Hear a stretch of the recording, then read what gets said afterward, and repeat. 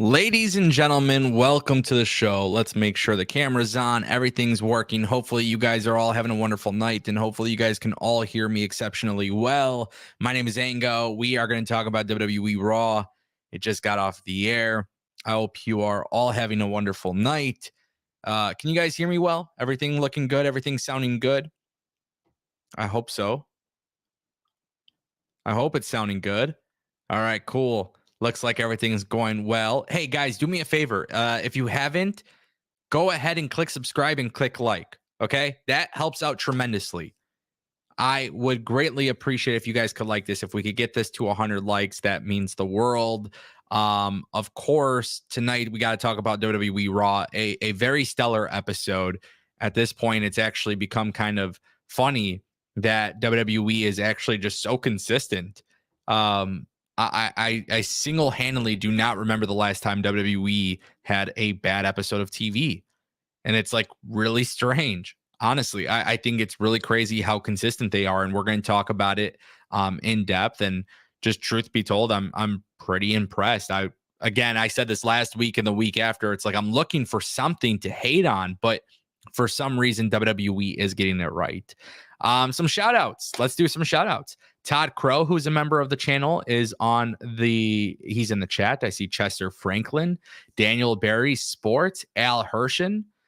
So many of you guys coming through consistently. So not only is WWE Raw consistently on fire, but you guys are consistently on fire, showing up here on the Ango Show.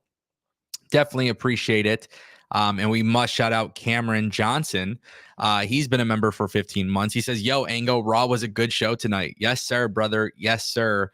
Definitely a fun show tonight. A lot of great storytelling, and obviously we'll discuss that.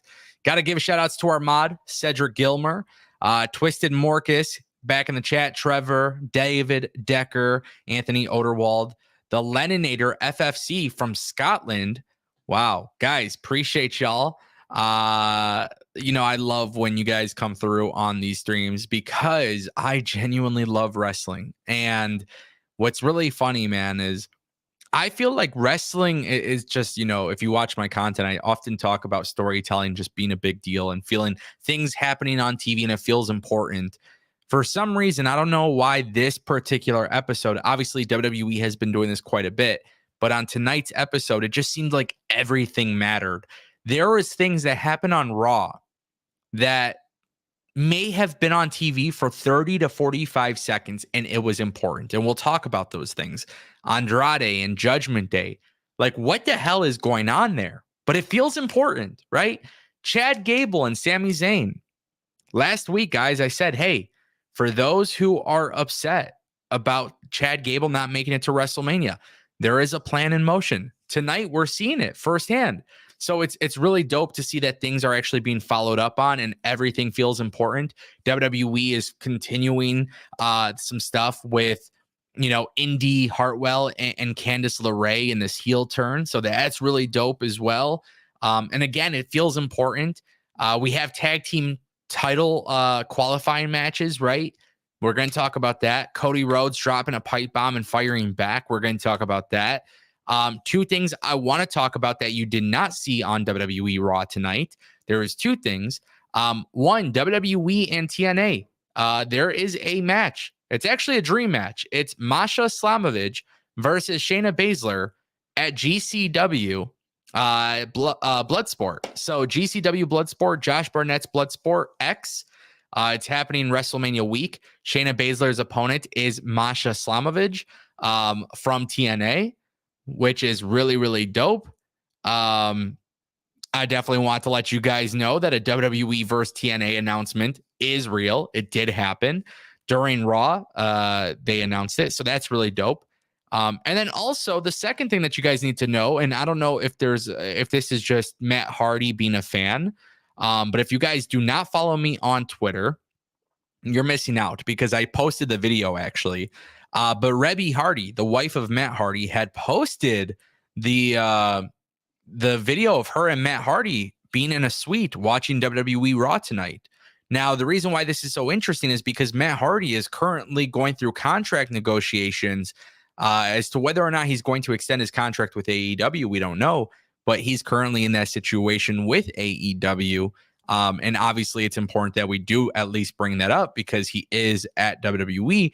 Now, Matt Hardy could just be there as a fan. He could just be, whatever. Obviously, he has friends and stuff like that working at WWE, so it's not really that big of a deal. But it is interesting to know that an AEW wrestler who is currently in AEW is at WWE. No, WWE did not show Matt Hardy on Raw.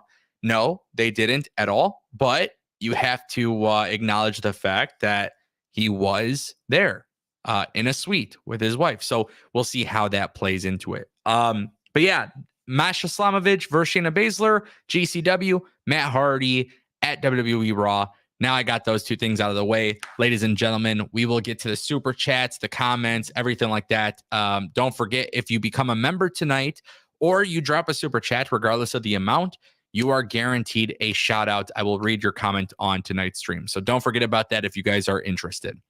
We did get a super chat from Tanya for $5. Loved Cody's promo. Love that he finally got angry, and the tag teams are just awesome. That match with DIY. And this is really, really cool because this is also really amazing when you look at the grand spectrum of things.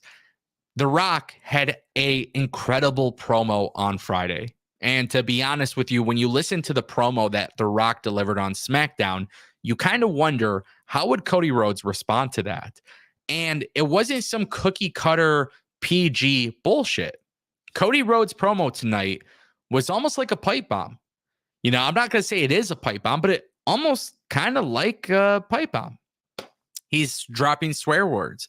And the big thing that he got over tonight was little dick syndrome, which I thought was really funny. The idea that he was going to go after The Rock. And then he, of course, we talked about this last week on Friday. We said, hey, the final boss, right? Like Cody has to acknowledge this whole final boss thing that's being said. And then look at Cody Rhodes talking openly about The Rock having little dick syndrome, and then also being, instead of not being the final boss, but but being Roman's side chick. So really just great promo by Cody. Obviously, Cody showing every kind of expression you can imagine. It just feels very real. I thought it was really funny how he brought up the mother situation and the undercover cop type of thing. Like that little story was cool. Cody is amazing. One thing that really popped me, I don't know if you guys have ever watched the show called The Boys. I've learned this recently that not everybody has heard about it, but it is on Amazon Prime. It's basically a show where it's like a whole bunch of superheroes, but they're like really bad people in general. A lot of people on the internet, if you do know what this is, there's a character named Homelander, and people look at Cody Rhodes and they kind of make that observation that Cody kind of looks like Homelander or whatever. They got the blonde hair and like the American Nightmare logo and stuff like that. But I watched the show The Boys. I think it's a phenomenal show.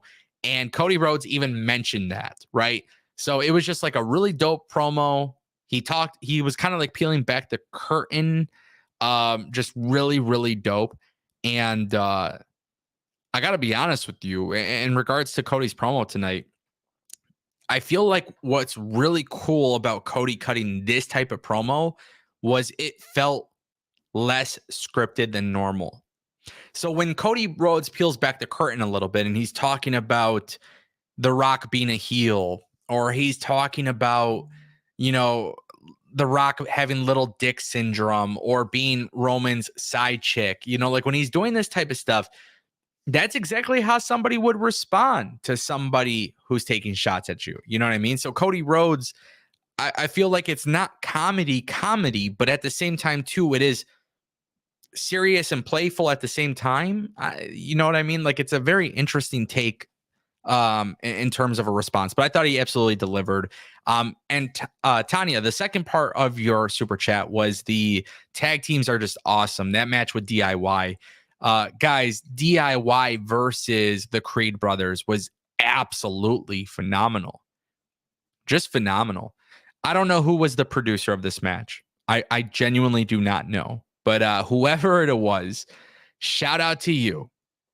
Like, seriously, dead serious, like no bullshit. Shout out to you, because I gotta be honest. I genuinely believe that this is like it's becoming one of my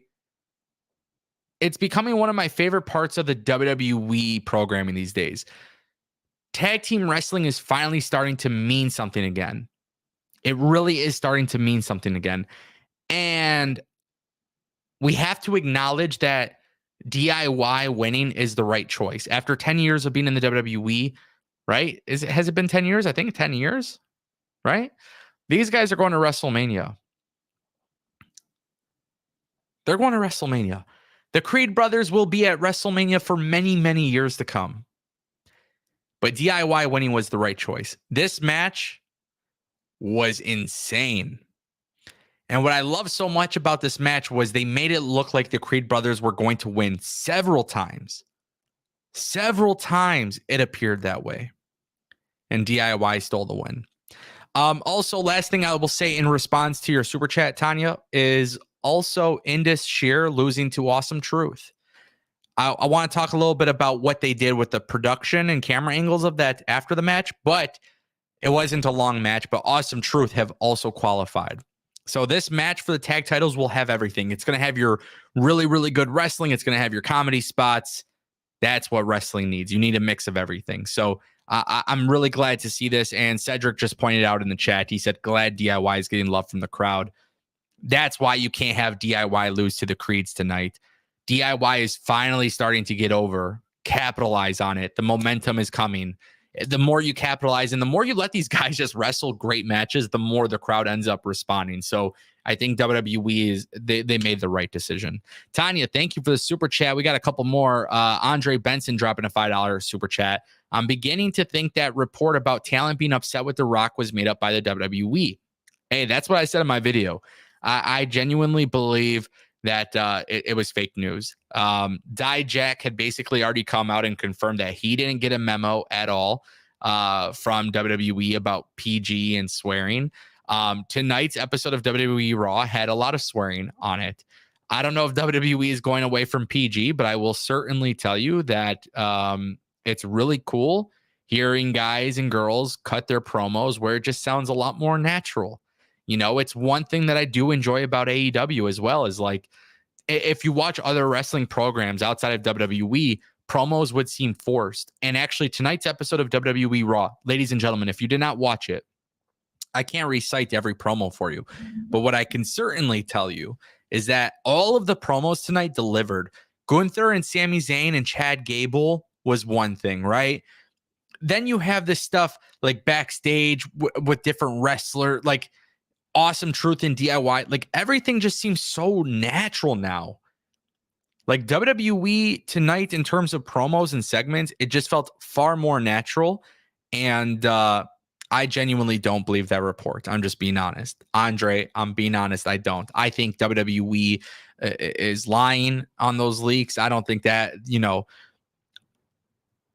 ultimately what you guys need to know is this. In WWE, they are all about creating an experience where it is predictable, but at times they're going to try to throw you off. And then they will try to do the unpredictable. And the build to WrestleMania feels that way. When you have a segment Friday of just nasty swear words all over the show from The Rock, and then you literally get a coincidentally you get a report that The Rock has backstage heat. You don't think WWE is trying to get more heat on The Rock? Oh, and then all of a sudden, this huge rule that WWE has, Cody Rhodes is the babyface who is now breaking the rules. Seth Rollins and Drew McIntyre are breaking the rules. Nah, I just don't believe it at all. I totally agree, Andre. Appreciate the $5 super chat, brother. Thank you. Anthony Otterwald dropping $1.99. Bo Dallas, Wyatt family return. Matt Hardy, question mark.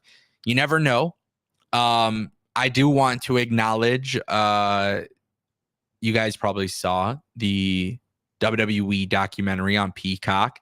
April 1st, WWE's Bray Wyatt Becoming Immortal documentary will be released. Bo Dallas is narrating it. I believe The Undertaker also narrates it. As a huge fan of Bray Wyatt, it's going to be kind of hard to watch that, man. Sometimes it doesn't even register with me that Bray Wyatt's not even there anymore. Like, knowing that Bray Wyatt is not here anymore is crazy. Because literally, I think what people need to understand too, for me, and if you watched, I know I would say maybe 0.001% of you have ever watched my content back 10 years ago. But in 2013-ish, when I would talk about NXT and like the Wyatt family back then, it's really what got me back into wrestling. A lot of people don't know this, but like that was my thing. Swamp Bray Wyatt like got me back. Obviously, people didn't care for the Fiend gimmick. I loved it. People didn't care for this gimmick. I loved it. Like, I don't know. Like, there was just this thing about Bray Wyatt that I absolutely loved. I wish I can explain it to people. I don't know. It's just watching Bray Wyatt on TV was amazing. And the thing is, like, Bo Dallas coming in as Uncle Howdy, like, oh my God, such cool stuff. And I don't know if I could just ever accept the fact that like it's not happening. It's not going to happen. So the documentary, just the trailers that they've released today look absolutely incredible. I don't know if WWE will put them on TV. I don't know if WWE would do it. And I don't know if Bo Dallas will ever come back. But I will say this. WWE has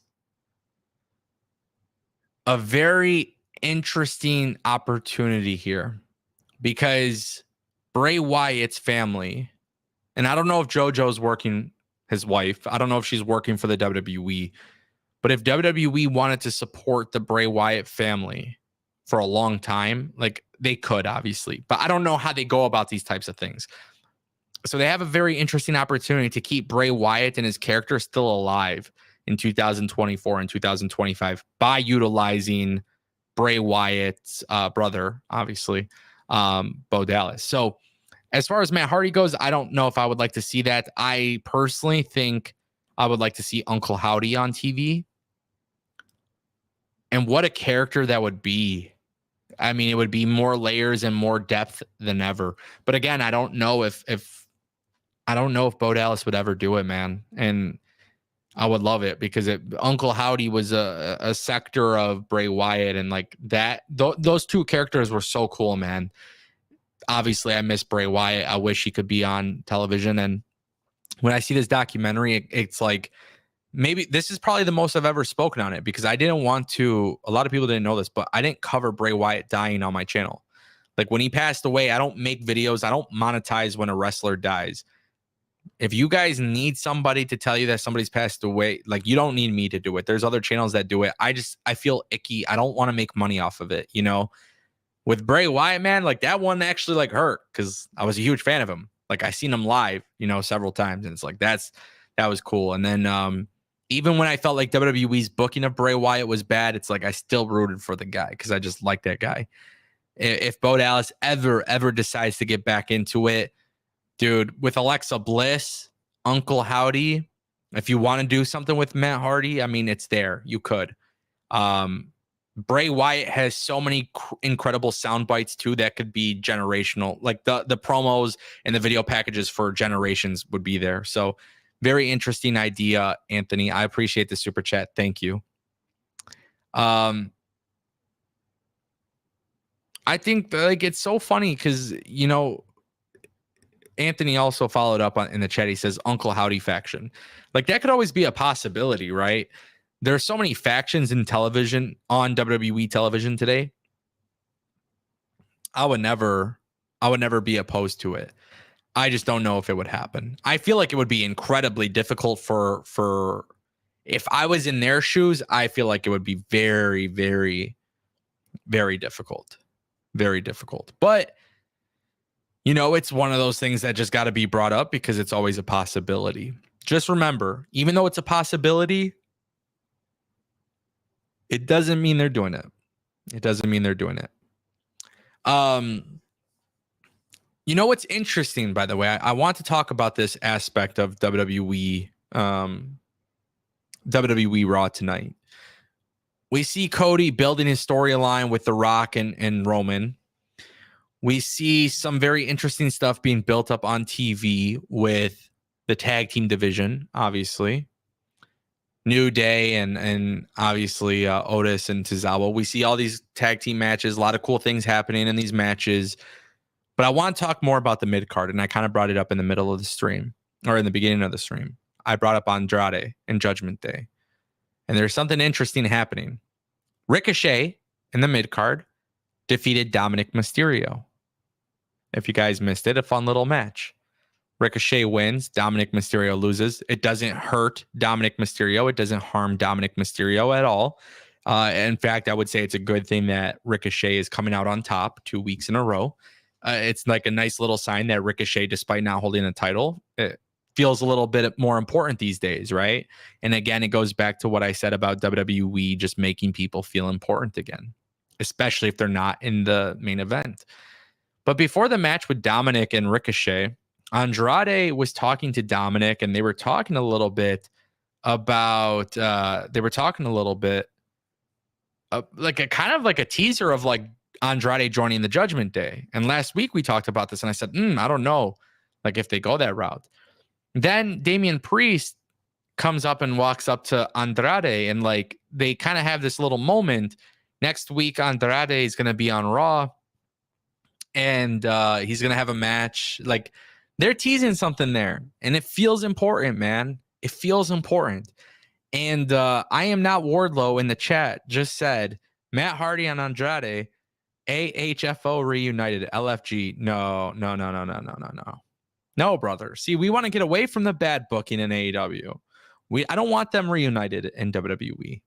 So I know you're joking. At least I hope you are. But I genuinely not want to see that. But the idea is like Andrade is on TV. He doesn't have to be wrestling every week. He doesn't need to be having these crazy matches every week. It's as simple as being in backstage segments that feel important, right?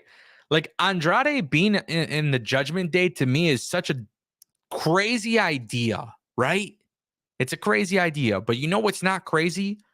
When you have him backstage segments 2 weeks in a row, 3 weeks in a row, where you see he's interacting with them. And now you have something with Damian Priest and him. Okay, where does this go? Again, the way I view wrestling is you got to keep me wanting more. You got to make me want to watch next week, right? When I see them establishing storytelling across their mid card, across guys who aren't competing for a title right now, it feels important. It feels important that Andrade is standing there with Dominic and like, okay, maybe they go their own way. I don't know. But also at the same time, the way I look at it is like, what if Judgment Day was kicking out Damian Priest and Andrade ran Judgment Day? What if Zelina Vega moved to Raw and joined Judgment Day? That would be interesting considering Rhea Ripley and Zelina had the match at Backlash. What I'm saying is it could sound far-fetched. It could sound stupid, but literally anything could happen here. And I love the fact that that's kind of the case. Like, I really don't know. They're kind of putting me on my tippy toes. I just noticed in the chat too, we got a special guest, Big Hero Chris, General Booty. He says, AHFO, no yeet. Guys, if you're not subscribed to him, you should click subscribe to him. This guy, he's one of the funniest mother effers I've ever seen on Twitter. And we'll have to get him on the channel at some point, my friends. But if you're not subscribed to him, go subscribe to him. It's very rare I tell you guys to subscribe to people, but he gets my stamp of approval all day, every day. Big Hero Chris, a.k.a. General Booty. Salute. Appreciate you. Who was the AEW wrestler backstage? If you missed it, I talked about it earlier on the stream. It was Matt Hardy. I also posted the video on my Twitter for everybody. Rebby Hardy, the wife of Matt Hardy, posted a video of her and Matt Hardy in a suite at WWE Raw tonight. And it's interesting considering the fact that Matt Hardy is kind of like renegotiating his contract with AEW. It might not be anything at all. He could just be there visiting friends and stuff. We know the Hurricane, Greg Helms or whatever, like is it Greg Helms? Gregory Helms or Shane Helms? What the fuck? I just realized like Gregory Shane Helms. Yeah. I was going to say, what the fuck? I was starting to freak out for a second for no reason. But like we obviously know there's that friendship there. And obviously he used to work at WWE. So who knows? But he's an active AEW competitor. He was at WWE Raw. It's one of those things that you just gotta wait and see what happens. But yeah, going back to the Andrade thing, like it's cool seeing something happen every week. Continuation.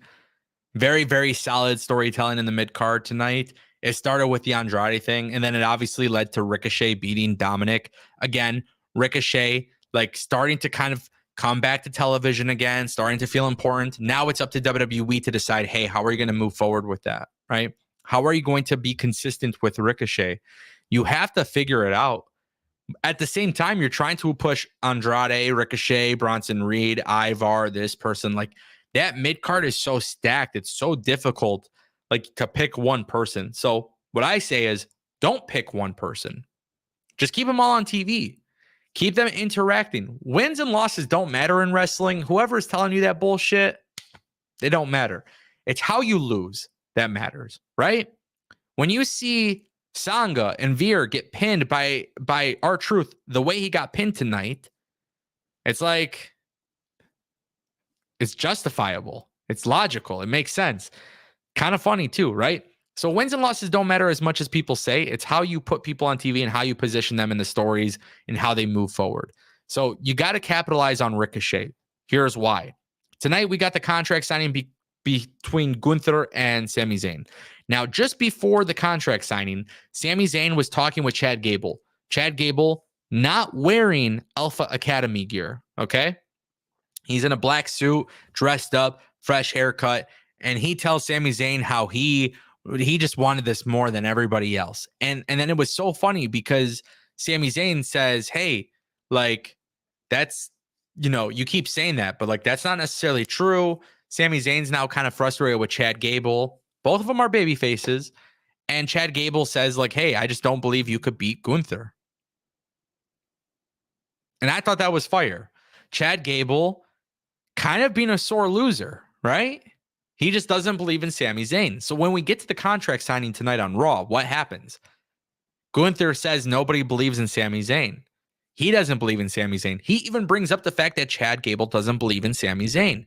This is another mid-card story, yet it feels so important.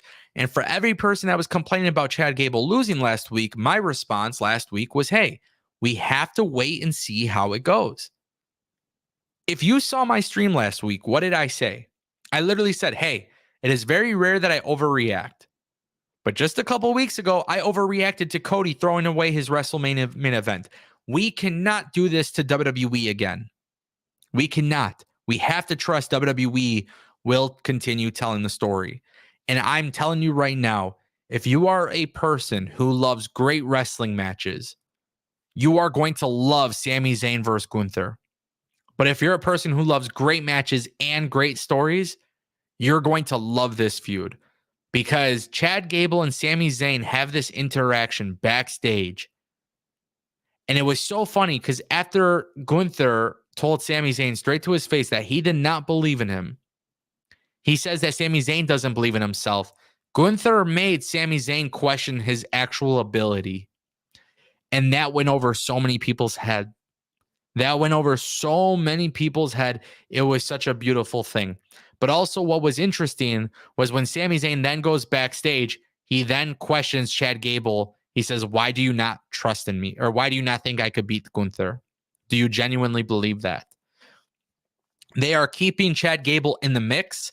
They are telling a story. And just a month ago, I told you guys on this channel, I said, hey, Chad Gable's getting a push post WrestleMania. Now I don't feel so crazy for saying it because it looks like that's exactly what is about to go down. It's like one of those things. It's like, I told you so. I don't care, by the way, what any other content creator said about WWE Raw tonight, because every other content creator in this business will say things to make you pop, to get you to donate, to get you to make them popular. Me, I will uncover everything that you need to know about a show, and I will tell you what is good and bad, not because I'm biased or unbiased. My similarities and your similarities, things I like and things you dislike, well, like we're going to have different opinions, but a lot of content creators are not going to be 100% transparent with you with their opinions. They will tell you that Raw and SmackDown was ass, and they will tell you that AEW was good or bad, but I can guarantee, actually, I know this for a fact, with my channel, you will never have to worry. The way I judged wrestling 4 years ago remains the same way that I judge wrestling today, and I'm done talking about it. I won't ever bring this shit up again. At the end of the day, follow who you guys want to follow, understand how they critique wrestling, and if it falls in line with you, that's fantastic. If not, you don't have to watch them. Me personally, I thought Raw was solid. I thought it was a great episode. Why? Because storytelling. 2 years ago, people said WWE was illogical and they didn't fucking explain shit. And now 2 years later, WWE actually does it. And people are just trying to be like, well, they didn't have a great match here and great match there. Like, it wasn't this, it was whatever. Like, motherfuckers, if you don't like wrestling, just shut the fuck up and don't talk about wrestling. That's how I look at it. Because I think a lot of times wrestling fans have gotten to this point where they talk about something one time and then literally contradict themselves the very next. You don't see that with my channel. You can't see this with my channel because I don't do it, right? So at the end of the day, a lot of people have been saying, yo, WWE needs to tell stories for their mid-card. WWE needs to tell stories for their women. And I'm going to tell you guys right now, you guys want to hear some real fucking facts? I can point out several content creators or journalists that complained about women's booking in WWE 6 months ago. And these motherfuckers are dead silent when they see Indy Hartwell and Candice LeRae having this little storyline with Katana Chance and Kaden Carter, right? They're dead fucking silent on it. 6 months ago, it was WWE doesn't do anything with their women. WWE does something with their women, and then they won't shut the fuck up about it because of the fact that it's not the women that they particularly like. Stop listening to miserable fucks on the internet who all they fucking do is complain and cry about shit in wrestling that they are specifically asking for. Somebody said the other day, they said, Ango, you have a change of tone with AEW this year. And I said, why? Why? It's not like I just woke up and said, let me be nice about AEW. Right? I didn't just wake up and say, oh, let me be nice to AEW today. Go look at how I criticized AEW and you'd be like, oh shit, he's right. He said he wanted this, this, and this. And if you look at the examples he gives, they're doing this, this, and this. Holy shit. Wow, it makes a lot of sense. So a lot of people out here, it's all fluff, it's all fake, it's all bullshit. The Ango Show, ladies and gentlemen, truly uncensored. I should be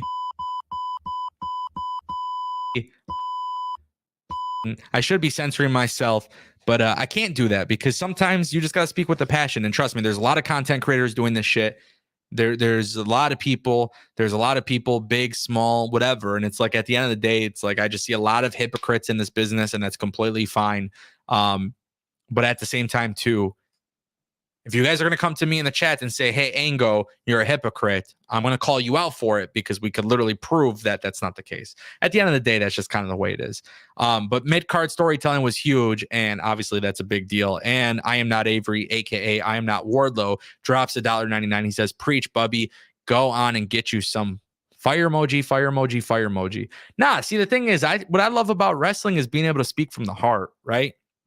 And so, like, if you see that a lot of people talk about this, right? And like, this is one of the things that people need to understand. If you see 6 months ago, my complaint was women's booking in WWE. You cannot sit here. Like, bro, if you don't fucking like women wrestling, then just say you don't like women wrestling, right? If you don't like Indy Hartwell, you don't like Candice LeRae, like, whatever. But don't sit here and tell me that this sucked or this wasn't up to your standards or whatever, but then like literally complain when WWE does the things that you're asking them to do. I wanted WWE to book their women better for a reason, not because they're women, right? People should be treated equally, right? We know this. It's not, it is common sense. We're not dumb, right? People should all be treated equally. But with women's wrestling, the reason why I wanted it to be booked better was because the women were actually really good. They just weren't being booked as good, right? Just like at a certain point, cruiserweights were never taken serious, but then they start to book cruiserweights better. You want to make wrestling better on a 3-hour show? Fucking don't give me 2 hours of good stuff. Give me 3 hours of good stuff. If the show is 3 hours, give me 3 hours of good television. That's how I look at it. My biggest complaint was WWE needs to figure out how to book things other than championship feuds to be more important. And now look at it today. It is. Appreciate you. I'm not Avery. I feel like, look, the passion speaks very loudly. And I honestly tell myself that sometimes I feel like I should quit swearing on my streams. And I feel bad because I don't like to swear. And I know you guys probably don't like it. But it is funny because I saw a couple of people in the chat. They literally mentioned, they're like, oh, Ango, you're a hypocrite. And I'm like, bro, how am I a hypocrite? Like, literally, how am I a hypocrite? It would be different if we, like with wrestling too, it's like, you got to pay attention to these things. If you want really, really good matches, WWE is not the greatest show for you. They give you good matches, but if you're looking for really, really, really good matches, it's so easy. It's so easy to get that elsewhere. That's never been a shortage. There's never been a shortage of good matches. You could go spend $10 at an indie show and get a really, really, really good match, right? But on my channel, how I like wrestling, I'm paying attention to the storytelling, bro. That's me. And why do you think I'm starting to like AEW again? Because they're fucking getting so much back to like, they're getting back to the stuff that made them great again. Like when AEW started in 2019 all the way to 2021, that shit was a fun ass time. And it's getting back to that. So to me, you will just have to understand like that's how I view wrestling. My opinion. Hey, by the way, like I feel like I constantly have to reiterate this because people think maybe I have some fucking ego or something. But like, just so everybody's aware, you don't have to agree with me. If you don't like the way I like wrestling, that's okay. That's completely fine. My way is not 100%. Hey, listen, I said pay-per-view should be on Sundays, and I got heat for that. Why? Because most people have work or school or whatever they got to go to on Monday. Me, I have the luxury where I don't have to wake up. I make up and do my schedule, whatever I want, however I want. You know, I can acknowledge that maybe Sunday pay-per-views aren't the best for everybody else, but for me, that's what I would want. At the end of the day, that's how I look at wrestling. I care about it from my perspective. I want you guys to enjoy it too. Enjoy it how you see fit. That's why it's a good thing to have multiple promotions.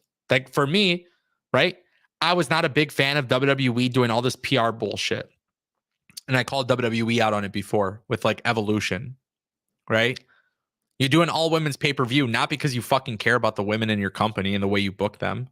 You do an Evolution pay-per-view as a PR stunt. That's fine. You're a business. You're going to do that, right? But in me, and for me, my perspective is, hey, if you're going to do an all women's pay-per-view, at least book the women outside of Charlotte, Becky, Sasha, Bailey, like the 4 horsewomen, outside of them being the top stars, make everybody else feel important to the show. Oh, Indy Hartwell and Candice LeRae aren't getting over. They're not over. They're trash. Like I see people saying this and I'm like, well, how the fuck do you think people get over? Sitting there doing nothing? If your mind can't comprehend that, you shouldn't be watching wrestling, let alone talking about wrestling. That's how I look at it. Denisha with the $1.99 super chat. Ango, can I mod your channel? Denisha, let's talk about it on Discord, okay? We could talk about it. We could definitely talk about it. Thank you for the super chat. Appreciate you. You guys are asking about the Candice LeRae heel turn. It's funny because Candice LeRae, they're doing the tag team match, and Katana Chance is like playing around in this match where her knee hurts or whatever. And I feel like it was really funny. Candice tags herself in, goes after her leg, she was just being an asshole. Just being an asshole, taking advantage. And it was actually funny in my opinion, because it's like she's a heel, but they haven't really fully committed to the heel turn. Have you guys noticed that WWE's been doing this a lot? Like even with Chad Gable, like Chad Gable isn't turning heel, or maybe he is, but like every time somebody has like an attitude change in WWE, it's not necessarily somebody turning heel. And I like this.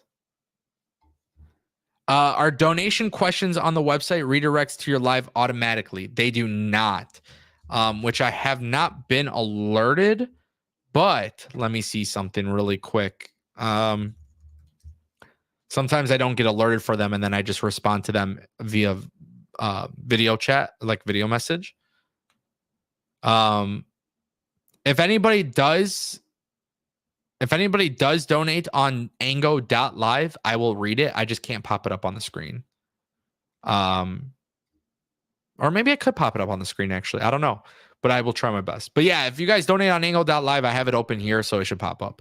Or otherwise, you could just drop a super chat. Donations are never forced. You never have to do it. You only do it if you feel like you want to.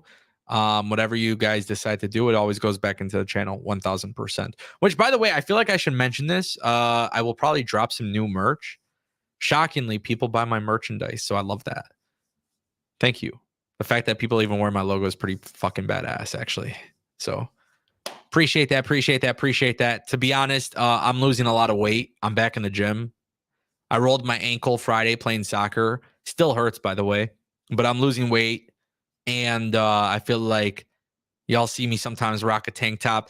I have a couple TAS tank tops I'm going to be wearing probably for Mania weekend. I know once spring gets here and it's like actually warmer, I'll be rocking the Ango tanks. That'll be pretty cool. Oh, hold on. I forgot. I did do something. Let me make sure it works, because we sold out of some stuff, but let me see if this works.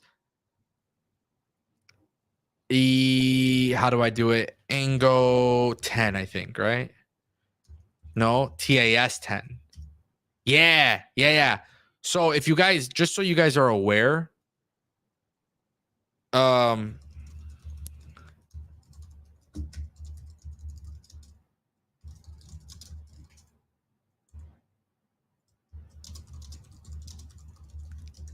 if you guys even care, you don't have to.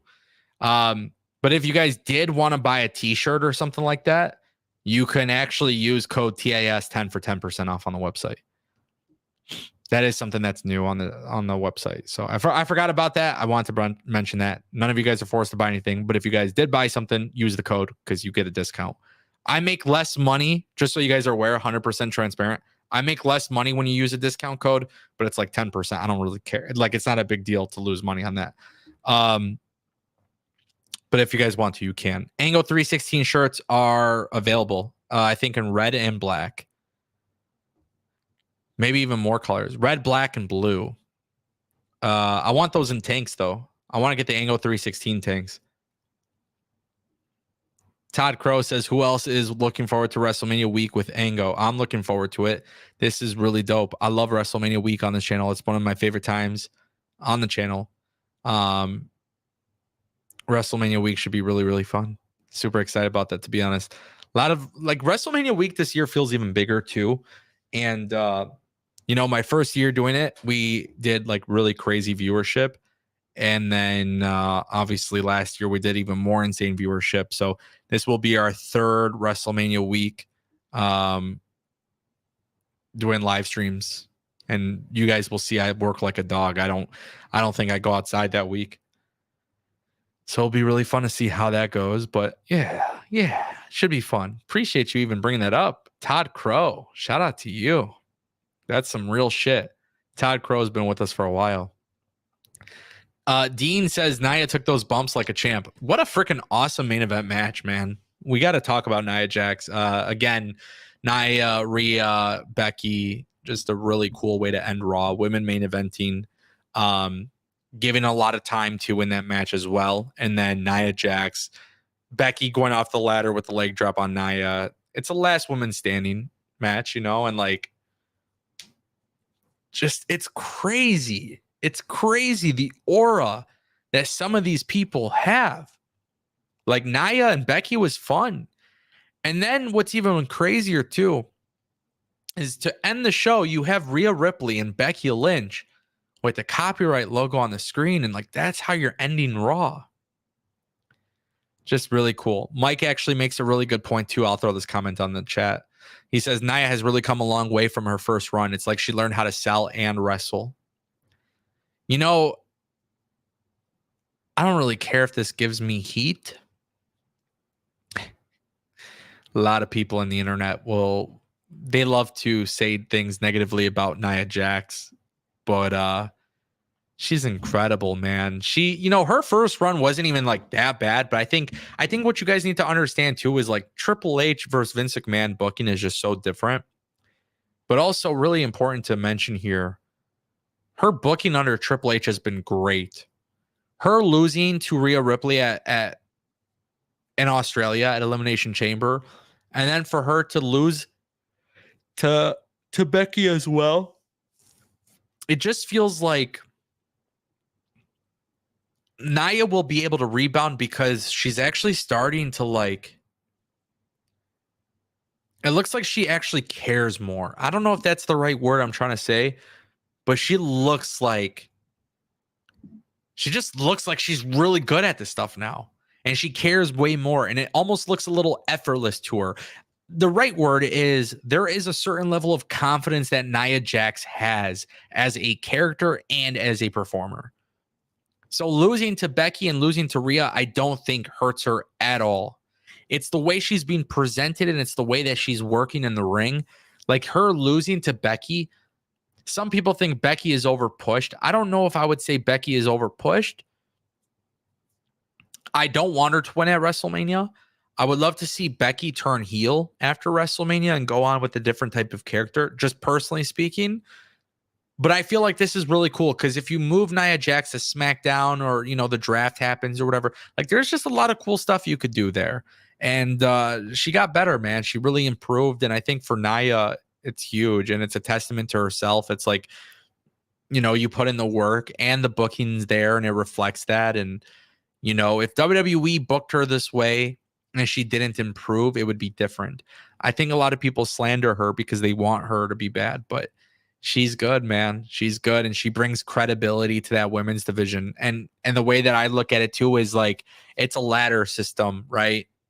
Content creators need to talk about this ladder system because it exists in pro wrestling.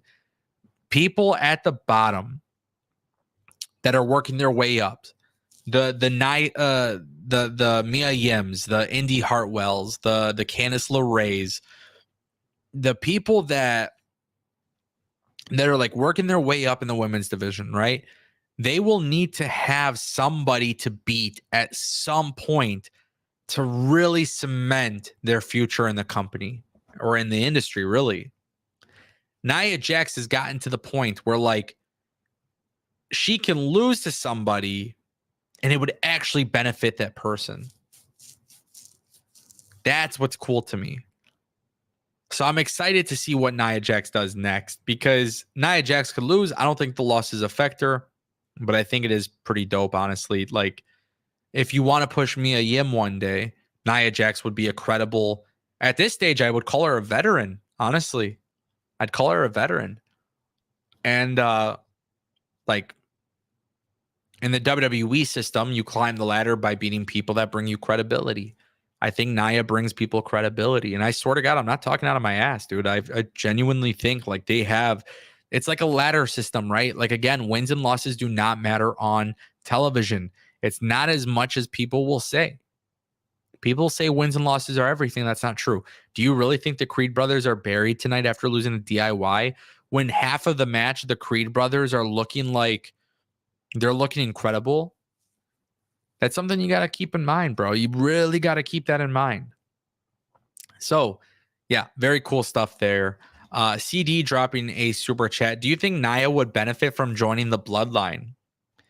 You know, this is an interesting question because I feel like Nia would actually. Nia's on TV. She's relevant. She's doing good stuff, right? What I find to be fascinating is the fact that she hasn't been in the bloodline yet, because of the fact that the bloodline would actually benefit from Nia Jax being involved. I think bloodline benefits more than Nia benefiting, because Nia has already been in major storylines. She just main evented a pay-per-view stadium show, right? So I think, personally speaking, bloodline would benefit from this. And then also what I think would be kind of cool, and we'll see if Naomi gets involved too, but you got to wonder if WWE having Nia be in the bloodline, you have to wonder if they can do that without her being a women's champion, which is, I think, difficult because Roman holds a singles title. He holds the singles title in WWE. And SmackDown, it's a little preoccupied right now with Bayley and EO and stuff like that. But it is interesting. It's an interesting concept. But I actually think Bloodline benefits more of her because she would freshen things up for the Bloodline storyline.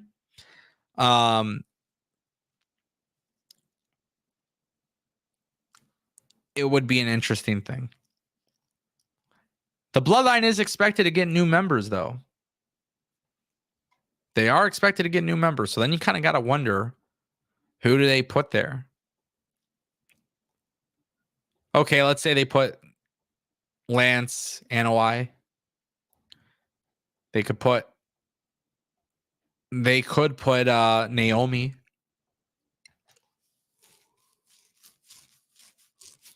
People are bringing up Tama Tonga in the chat. I mean, technically that could always happen. I'm scared that they're not going to have Cody finish the story at WrestleMania, and I swear I don't know how they're going to go about it, but they got to figure it out. They got to figure it out. They got to figure it out. They got to figure out how to keep me invested in that story post WrestleMania if Cody does not finish the story. Because you'll see a lot of fake outrage, but if they have a storyline plan, you're not going to see me overreact. But I do feel like there is a lot of people that could join. Tama Tonga, I mean, technically there's ways of going about it. Zilla Fatu, Jacob Fatu, Lance Anoa'i. Bloodline, obviously adding Nia, Naomi. If you really want, you could do Naomi and Nia Jax being a tag team for the women's division. I mean, that is something that's a possibility as well, right? You can't.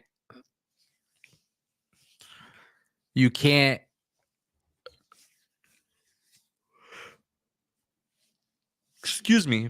I got something in my eye and I'm yawning. Woo! And my ankle hurts. It's just been a crazy week. But I think, yeah, the women's stuff would be cool if you want to. It's just you gotta position it on TV to get me there. One thing I want to mention too, CD, thank you for the super chat, but kind of is my eye red?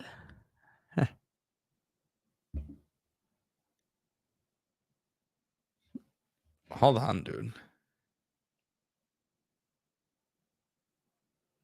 Okay, I thought that felt really weird. I thought something happened to my eye, bro. CD, thank you for the super chat. Appreciate it. Anthony, this kind of follows up with the super chat, though. He says, would you be upset if Cody won at SummerSlam? Here's the thing. To me, in my opinion, Cody has to win at WrestleMania, especially after hearing the promo tonight. Like, Cody is just on fire. He's the guy. We know he needs to beat Roman Reigns. If Cody loses at WrestleMania 40, they need to make it very clear that the story is not done. The problem is, if Cody loses the tag team match at night 1, right? Then, if he wins, there's no bloodline business night 2. You have to factor that in. Because I think that could play a part into the story keep going forward. But I think Cody should win. I think The Rock and Roman needs to be the focal point of the bloodline. And like I've said before, I've fantasy booked this. Tama Tonga, if he's going to be involved with the bloodline, he should be heel with The Rock and Solo Sikoa versus Roman, Jimmy, and Jay. But I just think it's better for Cody to win at WrestleMania 40. Am I going to sit here and cry and be a bitch about it? No, because if you have him win at SummerSlam, that's fine too. But I just don't know how they go about it because the tag team match has implications. If Cody loses the tag team match, Rock and Roman, they're going to have the bloodline out there ringside on night 2. And then that means Cody, sadly for Cody, that means he's pretty much screwed, and then he's going to get screwed over. And then if he loses, he never gets back on track with the story. You know what I mean? So it feels weird. It feels really, really weird. I don't know. I agree with you, but wouldn't that mean Cody with that title is on SmackDown instead of Raw? 100%. Cody would be on SmackDown instead of Raw. So that is something that you have to factor in. You do have to factor that in. Cody Rhodes being on SmackDown, and you do a trade, right? You have somebody from SmackDown move to Raw as well. No problem. You can do that easily. And we talked about this before. You could have LA Knight go to Raw. You can have Randy Orton go to Raw, or Kevin Owens, you could do a lot of things, but you definitely have to make a change if Cody moves to SmackDown. So who knows?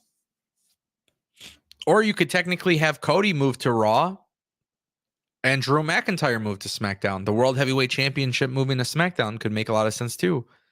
WWE being on Raw, 3-hour show. Maybe they want Netflix to have the World Championship. Or I'm sorry, the WWE Undisputed Championship. And then the World Heavyweight Championship would move on SmackDown. No matter what, I think there would be a switcheroo.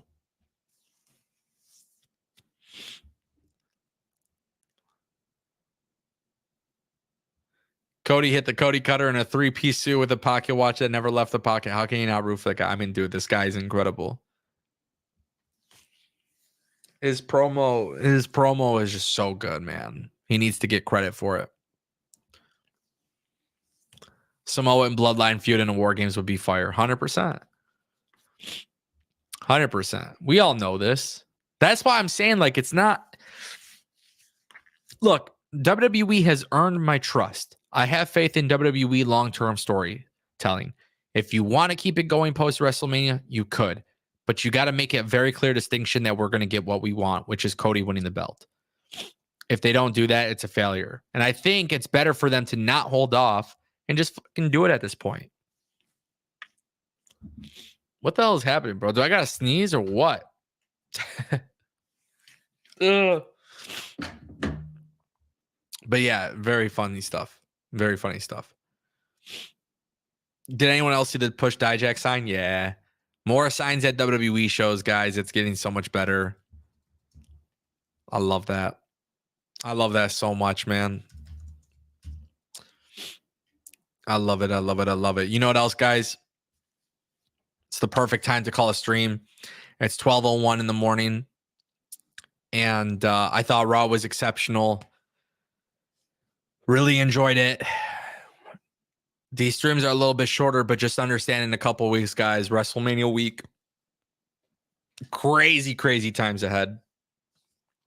I want to give you guys a shout out for everybody who pulled up here and everybody who dropped a super chat. I appreciate you guys. That's really, really, amazing. You guys are amazing. I love it. Oh, I will answer this. Chester, I did tell Chester I would answer this. Is Asuka really hurt or is it an angle? So there's no confirmation that she's genuinely injured. WWE kept her off of the shows this weekend in hopes of being able to do a medical evaluation on her. They will see how bad or how fine she is. There's nothing confirmed, but they're just currently waiting to see how it all unfolds. So yeah, it's not that she's legitimately hurt, but is not necessarily an Angle. She could be hurt. She could be injured. We just don't know. So keep that in mind. Hopefully not, though, because I want Damage Control at WrestleMania 40, women's tag titles. I want those women on there. Indy and Candice LeRae, I want them on there. I want them to do a women's match. I want Chelsea Green to be at WrestleMania. A lot of things I want to see, guys. So hopefully they can do a multi-woman tag match. And yeah, it should be really fun. Thanks, Chester, for reminding me about that. I did promise you I would talk about that, so I appreciate it. Guys, thank you.